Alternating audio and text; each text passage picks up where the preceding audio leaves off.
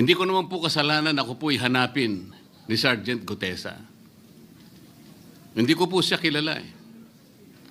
Hindi ko po kasalanan kung ako po ang hinanap niya at hindi iba. Nung pong makita ko po yung kanyang salaysay, ang sabi ko lamang po sa kanya ay, kung malakas ang loob mo talaga at naniniwala kang dapat mong gawin ito para sa iyong bansa, dalawa lang ang pwede mong gawin para sa akin. Ipanotaryo mo yan at kung malakas ang loob mo, bukas ng umaga bago mag-alas 9, kailangan nandun ka na sa Senado. Alam po yung notaryo, para sa akin lang po yun eh.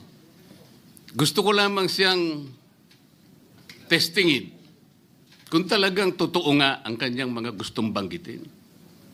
Ang pinakamahalaga po ay haharap siya, tatayo, at susumpa sa kalagitnaan ng pagdinig. At doon ay pakikinggan natin. At doon ay sama-sama natin siyang i-interpolate. Tatanungin. Nakita naman po ninyo kung paano niya sinasagot ang bawat tanong. Walang pag-aalinlangan. Siya lamang po ang natatangi na testigo na kumonekta sa pangalan ni Saldico at Martin Romualdez. Wala nang iba. Ngayon po siya ay naharap sa napakaraming pasaring din. Bakit po ako ay walang kortesiya? Hindi po ba ako ay humingi? Gusto ko talagang paniwala ang darating siya. Dumating nga po siya, kaya ko siya inilabas. Pero kung pag-uusapan po ay kortesiya, huwag po sanang ganun magpasaringan tayo. Iisa po ang layunin natin dito eh. Yung matukoy natin kung sino ang merong utak dito. Na ngayon po ay unti-unti na pong naihayag. Sino bang natatakot kay Martin Romualdez? Marami po siguro dito sa kapulungan ito. Pero hindi ako natatakot kay Martin Romualdez.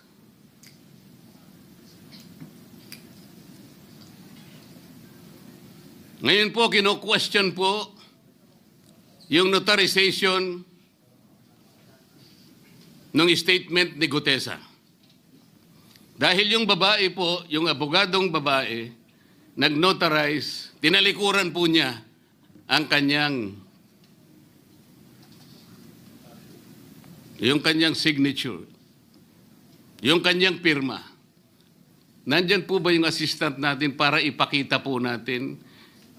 Ayan po yung huling bahagi ng dokumentong ninotaryo doon sa opisina ng abogadang babae na ngayon ay tinatalikuran niya ang kanyang pirma. Doon sa right side po, ayan po yung ninotaryo sa dokumento ni Gutesa.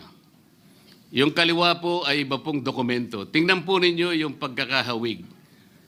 Ibig po ba ninyong sabihin, Ginoong Pangulo, yun pong notarial details, na yun po yung kulay blue, na kung saan nandyan yung PTR, nandyan po yung MCLE number, nandyan po yung kanyang roll number, ang kanyang address.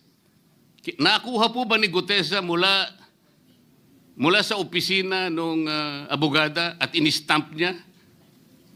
Pagkatapos po yung detalye na nasa bandang kaliwa na kung saan makikita nyo document number, page number, book number, series of 2025. Bakit po natin hahanapan ngayon si Gutesa at sasabihin pa natin dahil lamang tinalikuran ng babaeng nagnotaryo ang kanyang pirma? Pangkaraniwan na po kasi, Ginoong Pangulo, kahit pumunta kayo sa maraming lugar na kung saan nagnunotaryo, hindi nyo po makikita roon ang abogado. Iaabot nyo lang sa kanyang papel ninyo, pagkatapos isosoli niya sa iyo, pagkatapos nyong magbayad.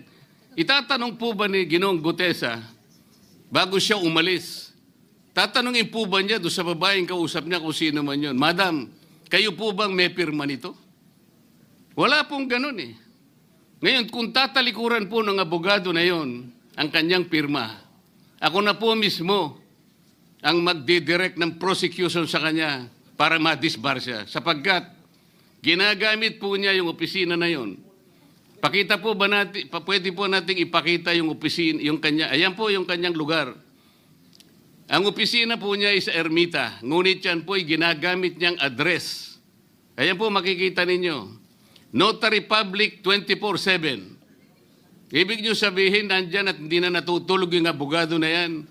Sigurado meron siyang tao dyan na pumipirma. At ginagaya na lamang nung kanyang staff o secretary yung pirma niya. Ganyan po palagi. Kalakaran. Kalakaran, ngunit hindi tama.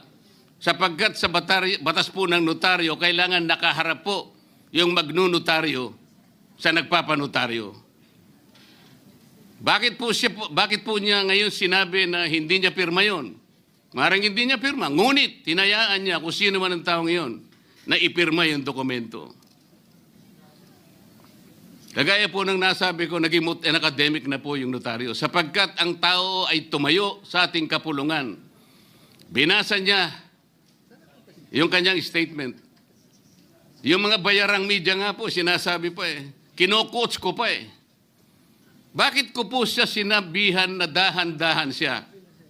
Dahil po nung panahon na binabasa niya na yung kanyang statement, sinusundan po namin yung kanyang binabasa. Binigyan ko po ng kopya ang chairman ng Blue Ribbon Committee.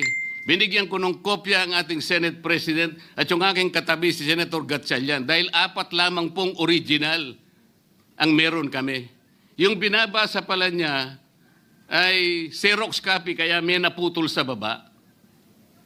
Gusto ko lamang pong ma-record ng totohanan. Dahil doon sa umpisa po niya, merong isang linya po siyang nalaktawan. Alam po ito ng mga kasama natin na sinusundan po habang binabasa namin. Doon sa pangalawa po, 2 linya naman po ang nalaktawan niya. Kaya gusto ko lamang pong maging maayos ang pagre-record ng kanyang statement. Ano po sabi ng mga bayarang media? Hindi ko naman po nila lahat.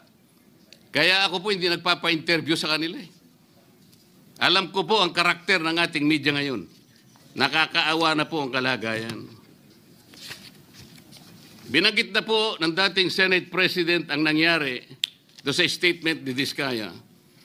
Siya ang kauna-unahang nagbigay ng statement na kung saan binanggit ang 17 congressmen.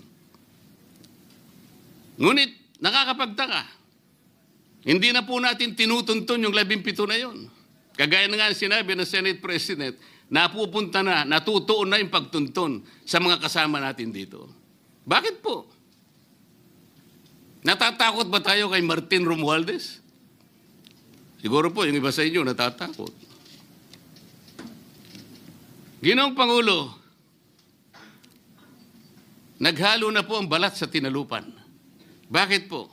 Ngayon ko lamang po nakita sa pagdinig ng Blue Ribbon Committee. Nandun po yung Justice Secretary. Hindi pa po natin natatapos na pagtatanungin yung respondent, yung resource person, na tayo po ang merong legal and physical custody. Hindi ko maintindihan kung bakit dadalhin niya sa kanyang opisina at pagbalik niya, meron na siyang supplemental affidavit. Ano po ba itong nangyayari sa atin? Meron na ba tayong alituntunin? Meron na ba tayong agreement sa pagitan ng DOJ at ang pag-imbestigang ginagawa natin sa Blue Ribbon Committee? Hindi ko na po maintindihan kung ang Blue Ribbon Committee is the investigative arm of the Department of Justice.